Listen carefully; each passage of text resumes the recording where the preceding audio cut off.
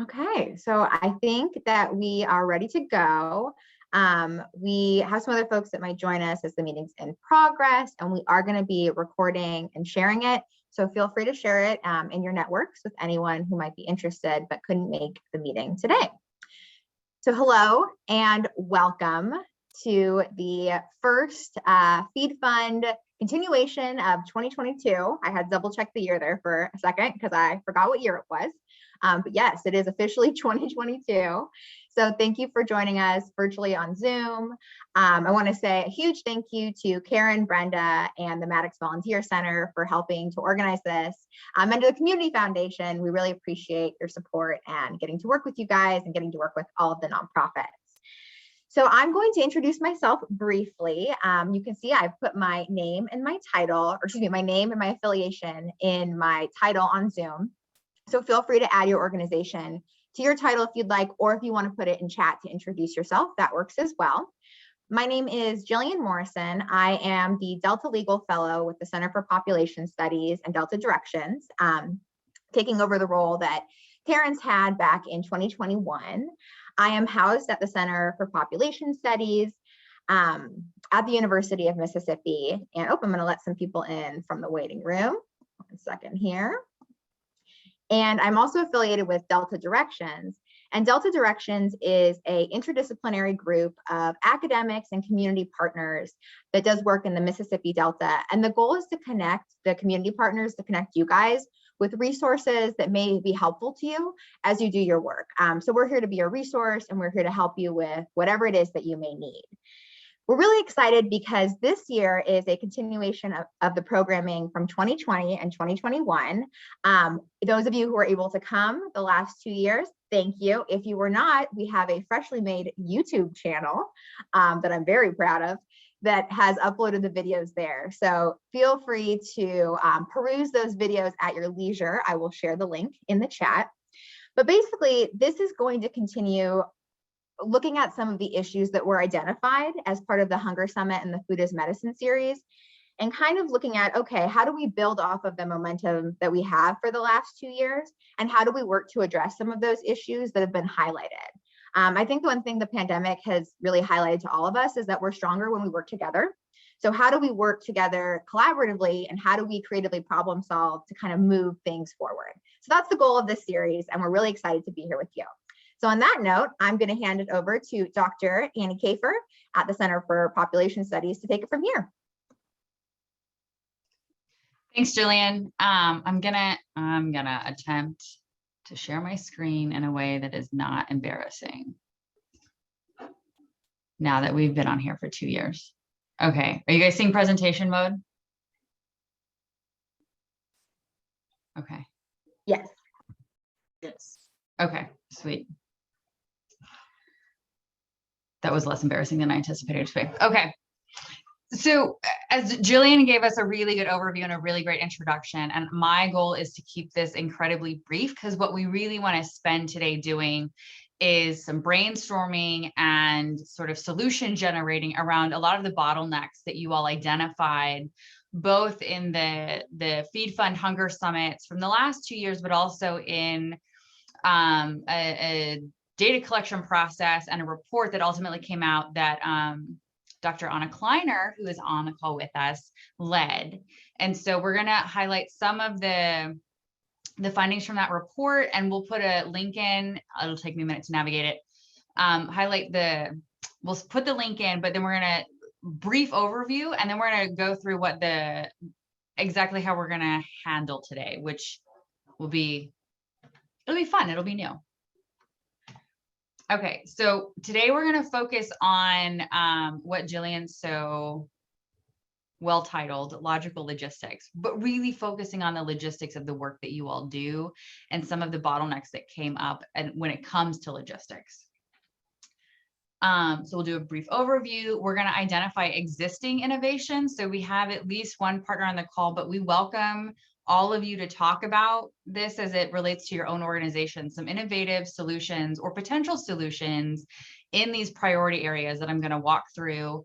And then we're actually going to form working groups to test some of these innovations. So what we'll come away with today is a set of potential innovations, and then groups of folks who may be interested in trying these out in their own organizations. But the goal is for those groups to be collaborative, right? So strength in numbers, in that one organization may have access to one set of resources and another organization has access to a different set of resources. We come together, we all have more resources. And so that's really the goal at the end of today, is that we run through those solutions, we come together, and we start actually building out what does that look like on the ground. And so this is just a brief intro. I'm going to let Jillian run through what Jamboard is and what that process is going to look like, so that when we get to it, it's not a shock to everyone's system. Excellent. So I will talk about the Jamboard now. So Jamboard is something I just learned about in the last 6 months that I am very excited about.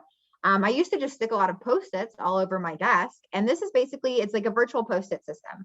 So the nice thing about Jamboard is anytime we have an idea, we can kind of create a sticky, and the sticky will have on there, for example, a resource we identify that helps us with one of our first issues, or an affirmative step forward, or a solution. We can move all those around as we're talking. And then that way, when we're working collaboratively, we can all see, okay, what are ideas that other people have already identified?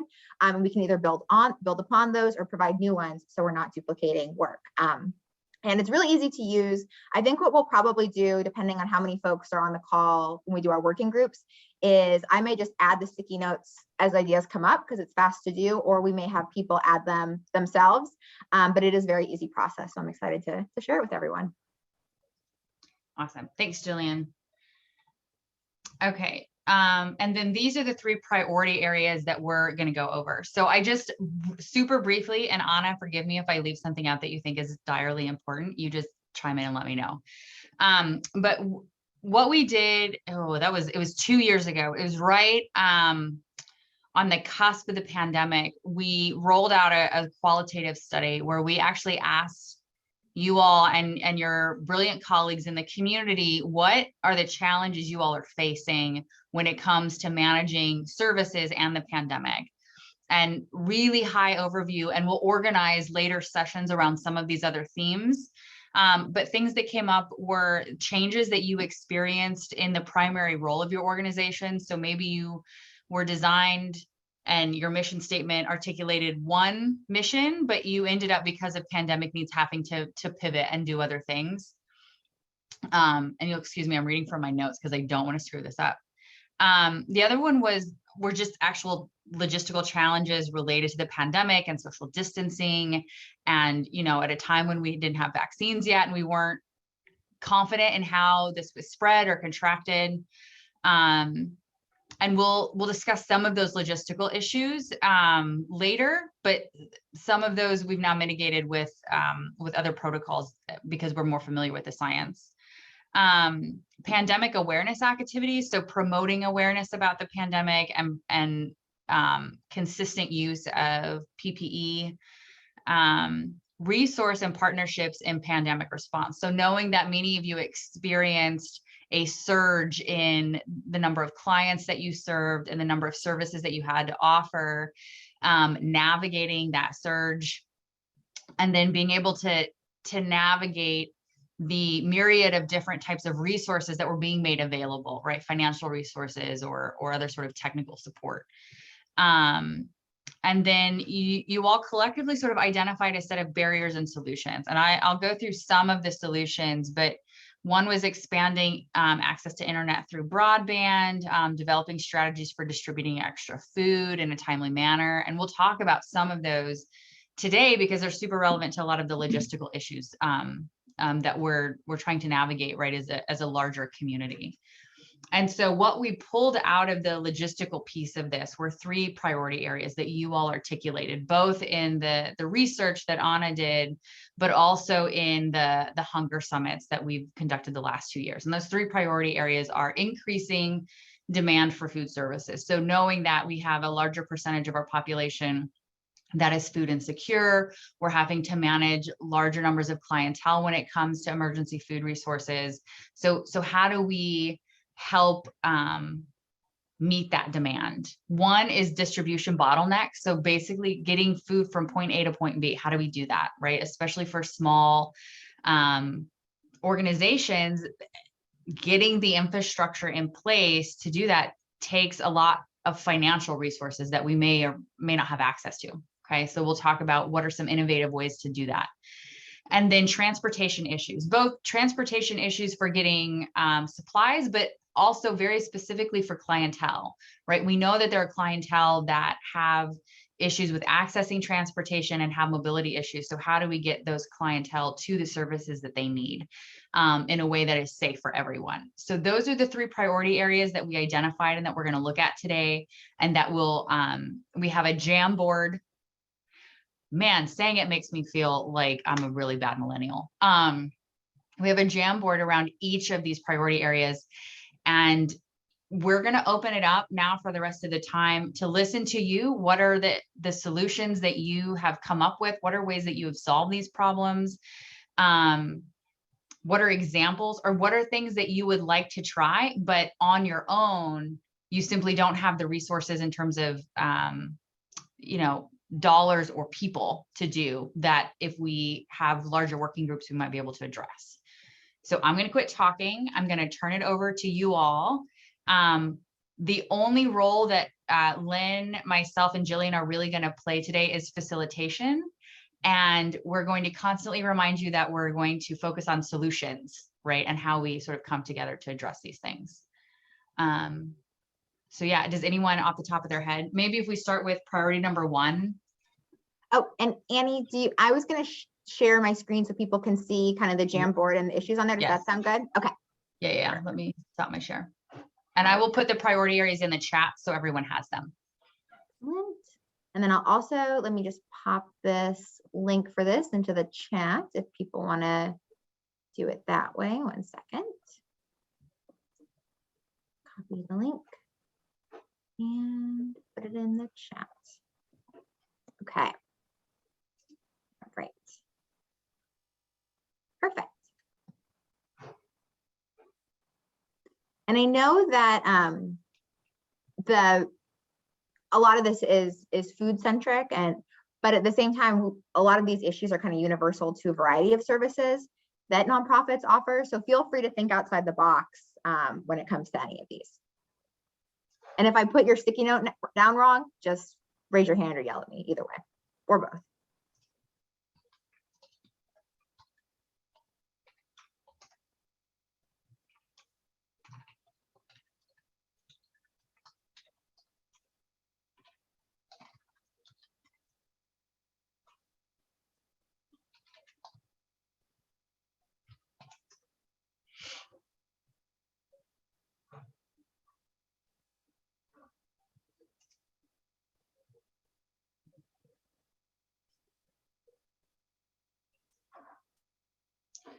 Jason, I might pick on you a little bit because I know that we've talked about some of the things you all have done in Tupelo around getting food to children in the school district. Would you mind maybe telling us a little bit about the work that you all are doing? So I can talk about a couple of different areas within the school district. At the height of the pandemic, we partnered with the school district and essentially church groups to distribute school meals in the high population zones where there were a lot of low poverty or high poverty families living. Primarily that looked like apartment complexes and things of that nature. And we had a lot of success doing that through the end of the school year.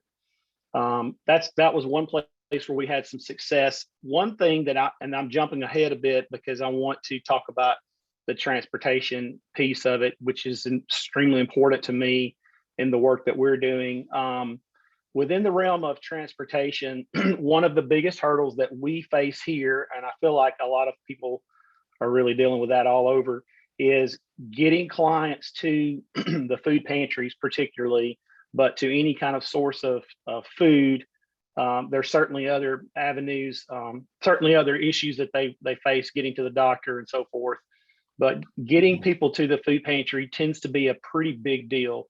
And we have become more and more aware of the number of people who have that issue.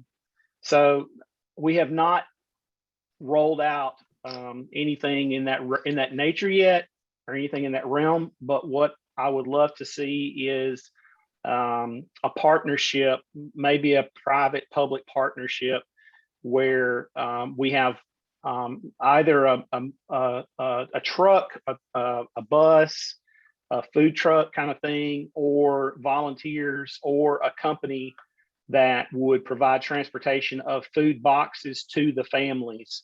But in order to accomplish that, there has to be a very thorough vetting process, and that's complicated. The part about vetting for the food to receive food services, that's not complicated, but vetting for transportation issues is complicated. And I don't have that answered yet, and it's something that's troubling me, and I'm trying to figure out how to do it. But I want to toss that out to the group.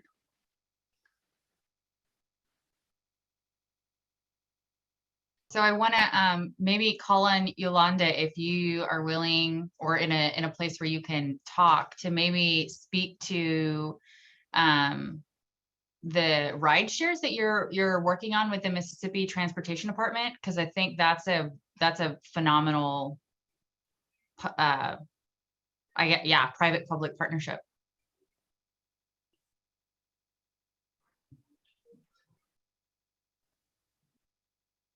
Hello, everyone. So yes, it's mostly going on right now in the Delta. So what we've actually done is we've connected and kind of synergized with the Bolivar County Council on Aging, BCCOA, and they are partnering with Mississippi State Extension Service, and our grant off of that, Aim for Change, and the Hearty Helping Food Pantry in the Delta. So basically what they do is they have destination access transportation. So while they're actually taking people to the doctor, while they're actually taking people to different destinations that they have in common, they're also taking them to the food pantry as well. So awesome. I know we've done it in Arcola, and we've done it in Hollandale, and we're actually getting ready to set it up in some other areas that's actually in the Delta. So far, that ride share has been like huge for the barrier of getting people to the actual pantries, but not only that, also getting them to other areas that they might need to go to, like the grocery store and the doctor. So it definitely is an effective way to overcome that. And Yolanda, sorry, I feel like I'm picking on you. How did you initiate that conversation, or what did that look like with the Department of Transportation? From my understanding, I wasn't directly in that meeting with them, but they just kind of reached out to them when the idea came up about the ride share. One of my colleagues, Alexis Hamilton, had mentioned the ride share idea to them. And then at that point, we actually reached out from Mississippi State Extension to them and let them know what we was trying to do. We had several collaboration meetings, just kind of synergizing different ideas of how we can help them, how they can help us as well. So it's not just them providing the ride share for free, but it is super cheap. So you might get to go to the pantry and to the doctor for like $2 or something like that. So it's still quite beneficial to the people. And in exchange for that, we help them with advertising and things of that nature for the BCCOA council. So with the ride share program, we help them with the advertising of that to get more people actually involved. That sounds like a phenomenal program. I'm trying to like monitor the chat. Demelda, you mentioned getting growers to plant extra for donation. Can you tell us a little bit more about that?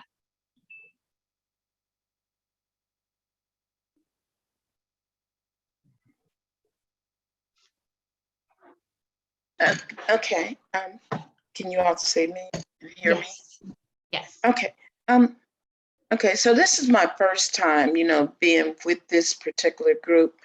Now we work with the Hardy Helping Hands Food Pantry. Also, so we have several community gardens that I work with, along with some backyard gardeners, and there's a farmer cooperative that I work with.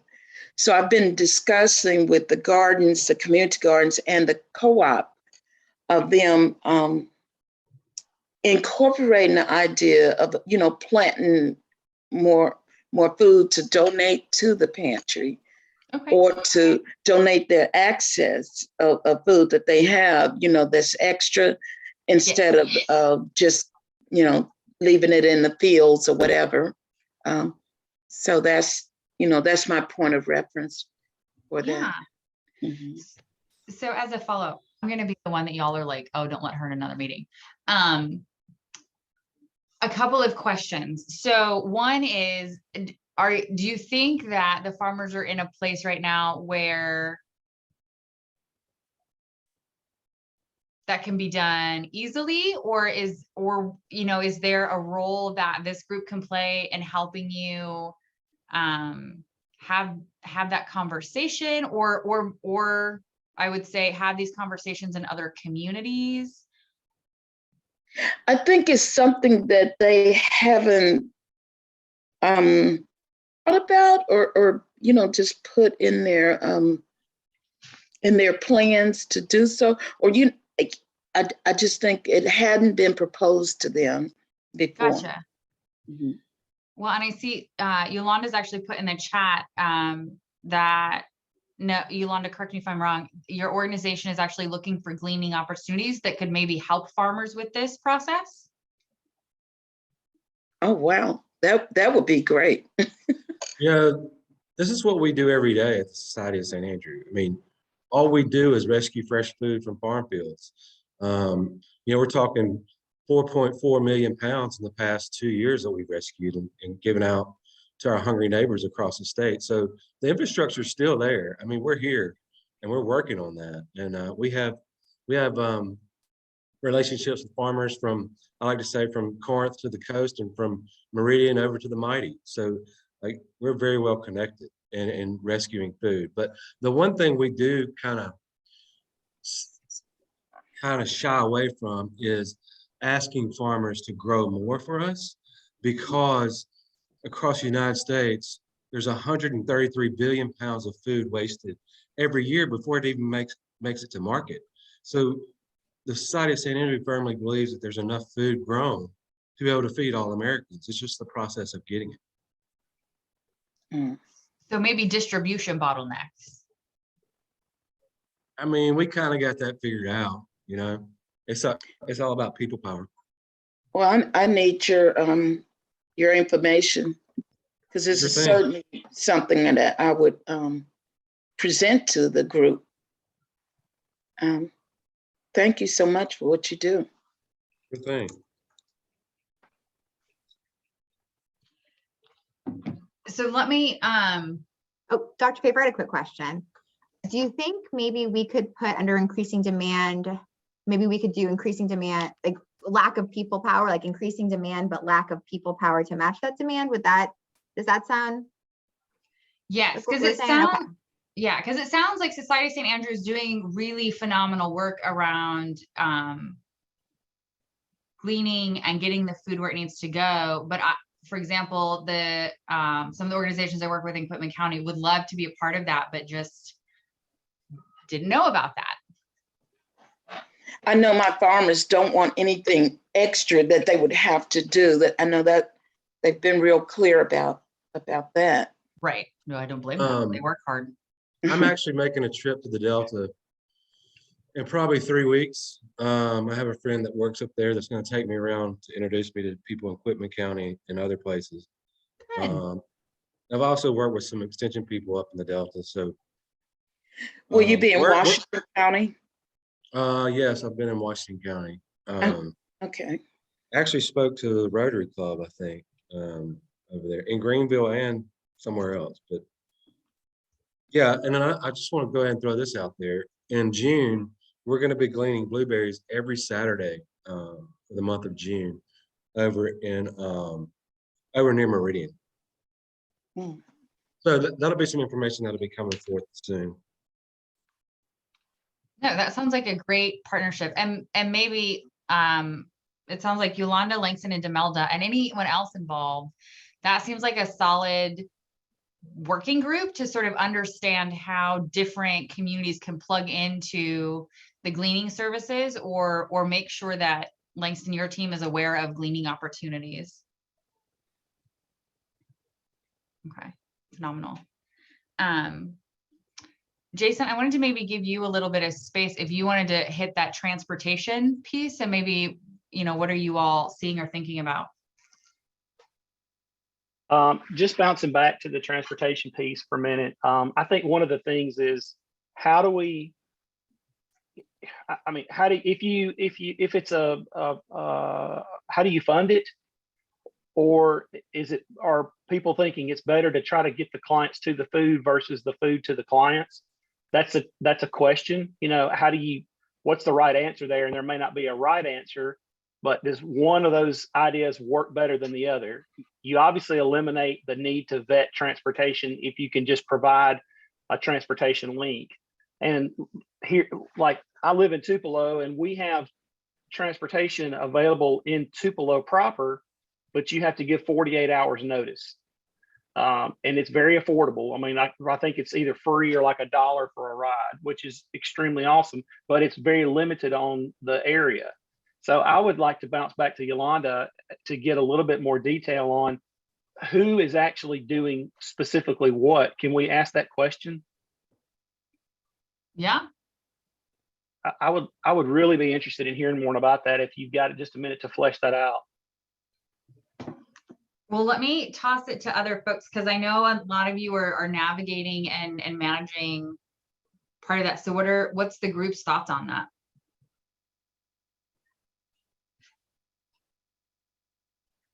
I know I'm going to pick on Shalisa for a second because she's on the call. And I know that for transportation with the diaper bank, you kind of have done something innovative, I think, around like the mobile diaper bank piece that might be helpful. If you have a minute to share about that.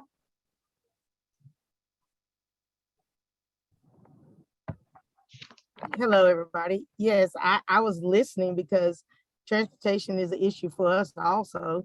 But we have initiated the diaper bank on the move, where we do provide the diapers to the communities throughout the whole state of Mississippi by going into the communities and setting up mobile distribution sites. But looking long range, I'm basically doing all the driving and driving to those locations each time. That is not sustainable. But we're trying to look at doing hubs, and then maybe from those hubs in the different regions, have that hub director to go out in those regions to provide those types. And transportation is an issue, because even though we do a mobile distribution, we just did one in Starkville this past Saturday. Families still don't have transportation to get to the location where we are. That's the issue. I love mobile food pantries and mobile diaper banks. I think they're a great answer, but it's because it certainly allows you to get those items directly into the community, but it still doesn't answer how do you get those families to the location, even in their own community. I have one of the things we're doing is working through partnering agencies. Is helping a lot. We just did a partnership with WIC, and we're doing a partnership with WIC. So when they pick up their WICs, they can pick up their diapers now. So that's in Canton, in the Canton area.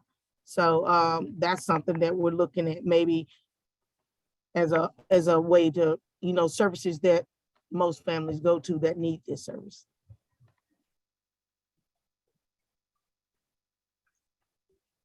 Anyone else who's had to wrangle with or think through transportation for their clientele?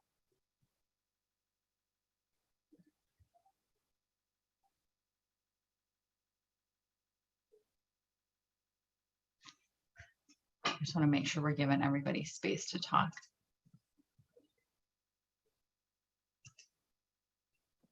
Well, I had a question or a thought. I know, so I worked in insurance for a long time before I went to law school.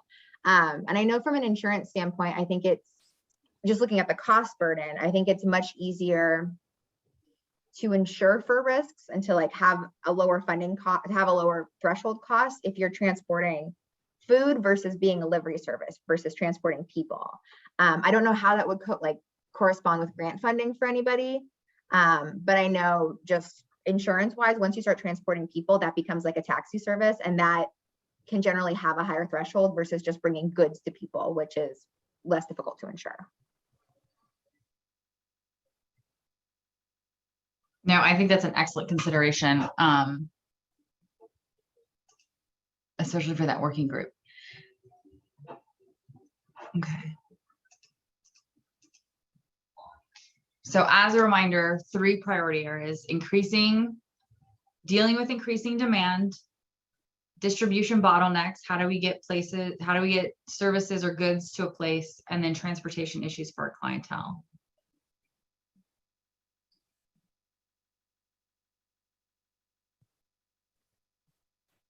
Annie, I was going to offer a few thoughts myself.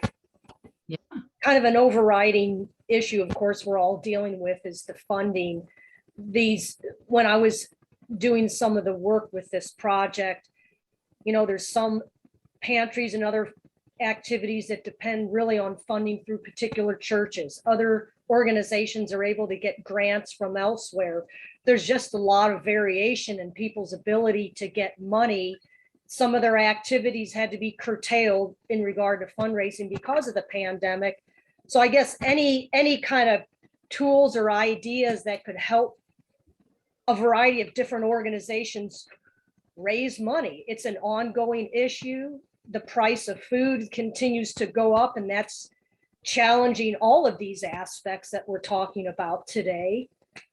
And just how do these organizations do fundraising? Some only have a couple people trying to run their pantry, and they're exhausted all the time, and they don't know how, you know, it's hard for them to then go out and try to find money. So I think that's just an ongoing issue that's affecting all organizations. We just always need some good innovative ideas on how people can, you know, fund their activities. No, Anna, thanks for bringing that up, because I think that's an important consideration. Is we like the idea of things being sustainable and not needing a constant influx of dollars, but the reality is that a lot of this is going to require an influx of dollars. I would just want to piggyback on the bottleneck conversation, and I know I've talked a lot, so shut me up if you need to. Yep. But one thing I think is really important is we haven't answered this completely, but we have ideas on how to do it, is meeting the needs at food pantries for different segments of the community. So one of the pantries that I work with very closely has services during the week on Thursday from 8 in the morning till 12 noon. And they provide a tremendous amount of service to a lot of different people. But 2 of the populations that have trouble getting there are those that are the working poor, and the second group is the elderly that have trouble navigating busy traffic situations. Even though they may still be able to drive, getting in and out of the parking lot is quite difficult. So we are looking at offering an alternative time that's specifically for 70 and older clientele, and then also offering a time that would be afternoon/evening to meet the needs of the people who are working and cannot come during the daytime. So that's a couple of add-ons just to help deal with the bottleneck in that realm. No, I like that. I like that idea. I also want to highlight something Yolanda's put in the chat. Is this idea of adopt a pantry. So they get local businesses, civic organizations, faith-based organizations to adopt a pantry for a period of time. And I think this is in line with, in the last newsletter, the micro volunteering, Kara, and I might have you talk about that as maybe one of the things we can discuss as a solution. I also suggest getting partnered with the Mississippi Food Network as a pantry to help supplement pantry. Yes. So going back to this adopt a pantry, Kara, do you want to talk a little bit about the idea of micro volunteering? Because I know we've had some conversations about it, very specifically in terms of getting food resources into the pantry, or diversifying those food resources, but also like getting sort of an all hands on deck when you have busy times. Sure. There's a variety of different ways to do micro volunteering. It's kind of quick little opportunities that don't require long-term commitment, like reaching out to student organizations, organizations like the Rotary, et cetera, and getting them to adopt maybe a month or a distribution day, or church groups to micro volunteer to buy a jar of peanut butter and collect in turn and give to the pantry. Brenda and I actually met with 3 different pantries yesterday and gave them some different ways to take this concept and implement it into their volunteer program, and get in a way to get an influx of new items in for them to distribute. And some of the examples that we gave was, to reach out specifically to a subset, a group, like the Beta Club, and ask them to select an item that they will collect monthly and turn in, give to the pantry. A protein item. I used a jar of peanut butter because that's something that's always needed at a pantry to put in that staple bag. Also too, just having specific volunteer opportunity, just bites that are, broken down in a way that it doesn't make that volunteer feel like that they're signing up for the rest of their life to serve on a Tuesday from 2 to 5 or whatever, because that kind of, is limiting, especially professional people. They just don't have that kind of time. Also, a way to use micro volunteering is virtually sharing opportunities on the internet, volunteering to help with posting on, Snapchat and Instagram and all these social media venues to help promote distributions and items, needs. We had a pantry yesterday say they're having difficulty getting affordable bags. They use the brown bags, like the grocery bags, and they're very expensive, and coming up with an alternate distribution plan for that, and just reaching out and getting people to maybe donate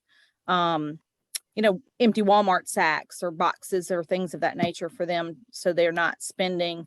I think they went up from 8 cents a bag to 25 cents a bag, which is triple, I'm sure, due to the pandemic. So that's a concern. But just breaking them down into bite-sized opportunities and just, it makes it more effective. So Awesome. Thanks, Kara. So being mindful of the time and knowing that y'all are incredibly busy and doing good work, what I'd like to do, if no one else has any sort of burning solutions or creative opportunities, let's Jillian, can you go back to the first opportunity addressing increasing demand? And what I'd like to do is start forming our working groups. Our goal for these working groups, because we know you're busy and we don't want to monopolize time, is that the working groups will be groups of organizations or individuals who are committed to pursuing a mutually beneficial solution to the issue, with the idea that at the end of it, we have something that a donor could look at and support. And the community foundation is working with the Mississippi Hub of Delta Directions to make that happen. So we will put you in front of donors at the end of this so that you can pitch what you're doing. So it's not just an exercise for the sake of exercise, right? There's an end goal with this. And so in thinking through this first priority area, it looks like we don't have any affirmative steps forward, but it seems like we have a lot of potential avenues. And I think this is where I heard Yolanda and Langston and Demelda talking about gleaning and working with local farmers. So maybe, and I want to gauge your interest. I don't just want to put you on the spot. Is that a group maybe that would like to work on how we do that collaboratively as a larger group? I don't want to step on anybody's toes. And I know Society of St. Andrews, you guys are doing really phenomenal work. Is there a way that this working group can be helpful in that?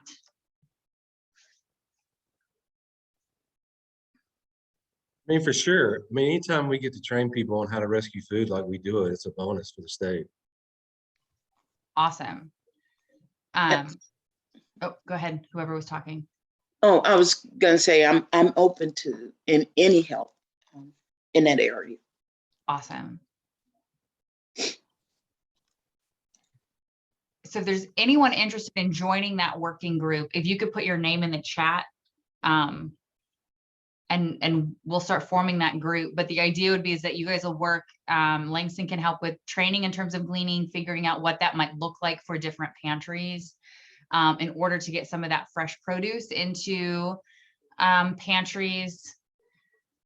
I know that there are a number of other sort of infrastructural hurdles around cold storage and we'll talk about those. If y'all are interested, we'll talk about those at the next session. But let's go ahead and form that working group with the idea that we can figure out how to do some of this gleaning work with different pantries. And Annie, I imagine we can probably share the Jamboard and like some of the topics after the meeting as well for people. So if you don't know what working group would work for you right now, I'm sure that there's a time to sign up afterwards too. And we can or sort of share with your friends and colleagues if it's something you think they would have any interest in. The more the merrier. Okay, that seems to be the one sort of solution area that I'm pulling out of the Jamboard. Is anybody seeing something different?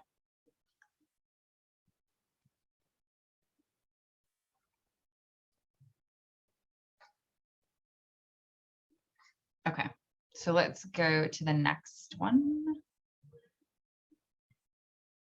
Okay, so distribution bottlenecks. I think oh Lord, lots of things. So this one, so some of these have kind of bled together in my post-it noting of the board. For distribution bottlenecks, I think this is kind of where I had put more like funding required, like distribution bottlenecks regarding people power. Kind of seemed like they fit in here more than people power and money power. Seemed like that's where they had fit in here. So just as a heads up, that's kind of the thematic take we have. Okay. Well, and it seems like, so Kara presented a pretty, what seems to me to be a viable option in terms of navigating some of that people power issue. Kara, would you be willing to lead a working group on this about how do we incorporate micro volunteering? What is a way that we can leverage the volunteer hub in navigating opportunities? Yes, would be happy to. Okay. Is there anybody who would, again, I know you have lots on your plate, anybody who would be interested in being on that working group?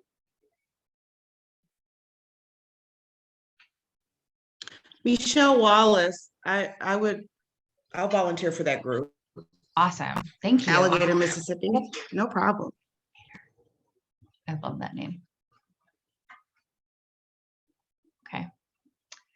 And then funding. My hope is that some of the funding things we can work out at the end of the working groups, but if somebody is thinking something differently, please feel free to say so.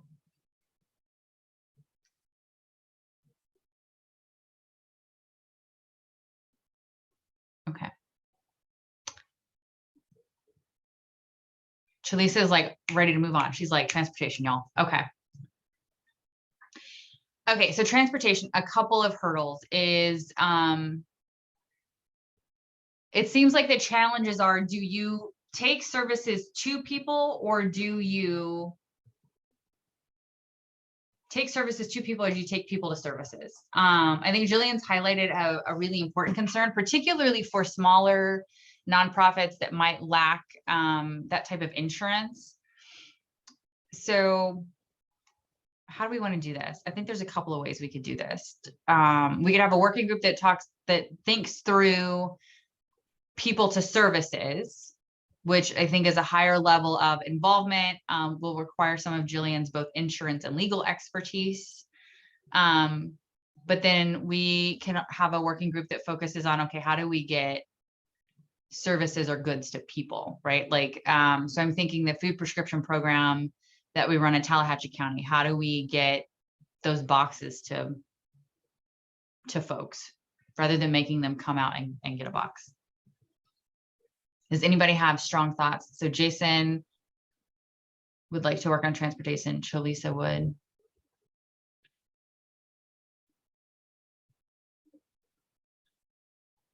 So Chalisa. Oh, go ahead. I'm specific. I was just going to say I'm more interested in getting food to people versus people to food, because I think I think it would be easier to obtain an answer and a mechanism. Okay. You know, really, what we experience is neighbor helping neighbor. I mean, if we have a sweet potato drop, you know, at Jackson State, somebody asked for 7 bags of potatoes. Well, fine with me. You know better than me what you're gonna do with those potatoes and who needs it. So it's not having 7 people come to the drop. It's one person coming to serve 7 people, including themselves. And that's where trucks come in too. Yes.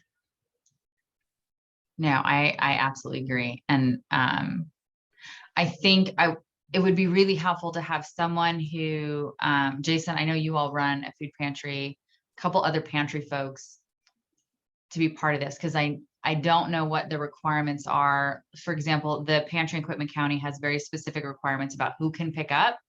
But I like Langston, I like that model of you have a person that can run 5 boxes to folks in their neighborhood. So thinking through the logistics that both in terms of reporting, like how do you report it, evaluate it, you know, back to your donor, but then how do you do it efficiently so you're not burning people out? I want to comment also, maybe linking up between organization. If an organization is already for the diaper bank, I'm thinking from, you know, from our perspective, if there's a food distribution already going in a community and they're near us, how about us giving the diapers to them and they just to take it to that location instead of duplicating the same route? If you're going that way, could we not piggyback on each other? Yeah, I like that. And maybe, again, maybe there's a way for Delta Directions and the Community Foundation to serve as a hub to communicate some of those networks. Because I think that's one of the real hiccups is figuring out that, what is that resource? Sorry, I would just say, and through the Volunteer Center hub, we would be happy to share the information that we have with, you know, who's doing what at this point and working with them to do what Chalisa was saying, to, you know, not make 12 trips, make a, you know, 1 trip for several different kinds of services. Awesome. I just wanted to mention, Brenda does something very similar with, I think it falls under this transportation. We have one big truck that comes to a church in Tate County, and she reaches out to all the churches throughout that county from far-reaching areas, and they come and pick up, and then they get the volunteers within their church to distribute to those in need right there where that church is located. And that works extremely well. and has been very successful. I know that she's done at least 2. She's got one coming up next week, and it really gets food distributed effectively into those pockets of need without anyone coming to have to drive there and pick it up themselves. Works well. That's That goes awesome. all over the county, and it's easy. So Shalisa, maybe we could work with you, if not this one, on another one for this one. It actually is in Tate County, and we've done several of them, but the churches have bought into this. They know who in their community needs them. They decide how to get the boxes to the people in their community. Some of them take them from the church to the people. Some of them have the people come to the church, but they decide that. But it's in a small geographic area once they go to, to Arkabutla or a small community. I'm already Yeah, like, one I'm thing- watching the chat and these cool things are happening. Sorry, Langston. You're fine. One thing that I think in a service-oriented nonprofit that we kind of forget, and I've seen this happen, especially during the pandemic when people have just decided they want to help and they don't really have any direction to help. And it's worse when how they leave it. But it's all about you asking the community, what do they need? And not going in and saying, here's 25,000 pounds of sweet potatoes, see y'all later, have fun. I've seen that happen. And I wanted to go back to how do I report to my donors? Well, our report out is a lot different than a food pantry because a food pantry talks about how many people they serve. But we're on a macro reporting level, as in we gave out 30,000 pounds of sweet potatoes. Now, I know that 1 pound of food is 4 servings. I know that one meal is 5 servings. So I can do the math and convert it to meals in a big macro setting. But I think our numbers are just, hey, we gave out 25,000 pounds of sweet potatoes at Jackson State, and there's a line 3.5 miles long. I mean, it's those kind of impact statements that we have. That's awesome. So we're coming up on 2 o'clock. So I think next steps, we'll send out to everyone, give you all some time to mull it over, the working groups that have been formed and who currently is on that. And then we'll organize with y'all some meetings with the working group over the next month. Because ideally what we'd like to have is some sort of action plan by the end of the month where we can start pitching that to donors or to other organizations that we, might need help from or get involved with. Organize those meetings, we'll facilitate those meetings and come up with action plans for actually putting into practice some of the solutions you guys have identified. So yeah, be on the lookout from an email likely from Jillian, but Brenda and Kara, Keith Fulcher, everyone will be involved, and we'll send it out to everyone, including folks who couldn't join us today. And feel free to join, even if you don't feel like you have something to contribute, but it's a working group that's of interest to you. Join, and worst case, a little bit more about some of the other organizations and what they're doing around you. Does that seem like a sort of collective next step for the group?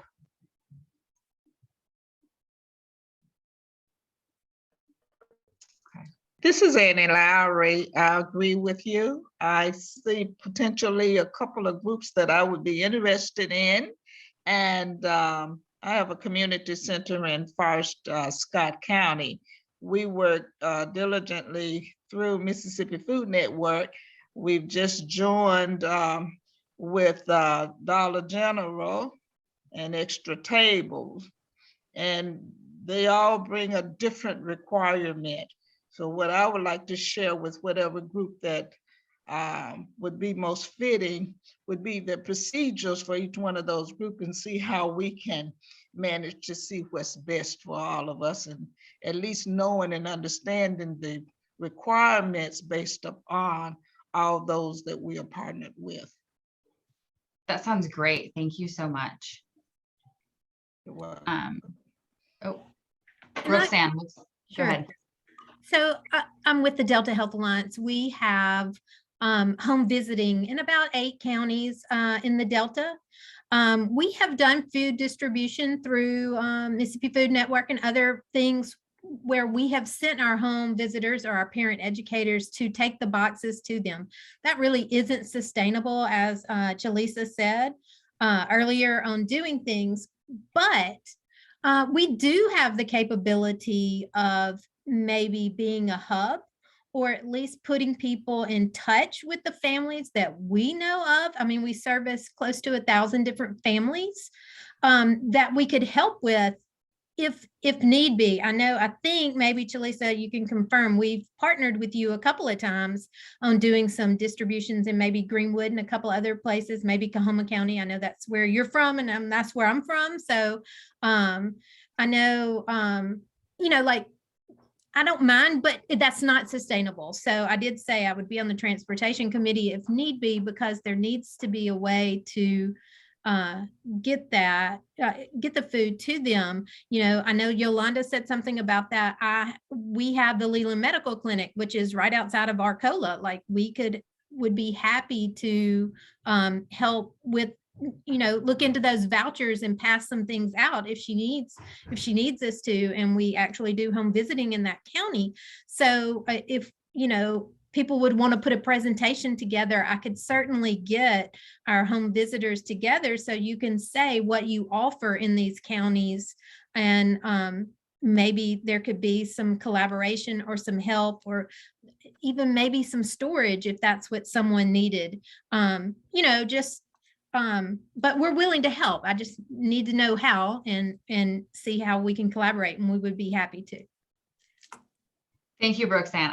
I super appreciate that. And that's really the spirit in which we convene this group. You don't have to say it now, because if you didn't enjoy this format, you probably don't want to say it out loud. But we would like feedback. If you found this to be valuable, if you think this is something that's worth doing, these are really the formats we have planned around those priority areas that you all identified both in that report and the last 2 years. So unless we hear otherwise, we'll continue this format moving forward, where we do some solution finding. We'll put together working groups and start working toward more collaborative efforts that we can secure some funding for. Okay, it is 2 o'clock, so I want to be respectful of your all's time. Please feel free to reach out to us, and we will absolutely be sending out information on the working groups and next steps for each of those groups. Thank you, Keith. Keith has got all the YouTube videos. You're welcome. You're welcome. I appreciate what everybody's doing. So we're still trying to find more money to fund all of the food efforts. And if you're having any problem with Mid-South Food Bank or Mississippi Food Network and USDA Foods, I've talked to 2 food pantries just this week that said they're having problems, but they haven't given me details about what those problems are. But if you don't mind, just email me or tell Brenda, Kara, or Ann what those problems are, so we can be in any part of helping to understand the food distribution challenges. Yeah, excellent. Again, thank you all so much for your time. I know y'all are busy folks, so we won't keep you, we won't belabor it, and we'll be in touch. Thank you. Have a good afternoon. Thanks, guys. Great job. All right, bye-bye. Thank you.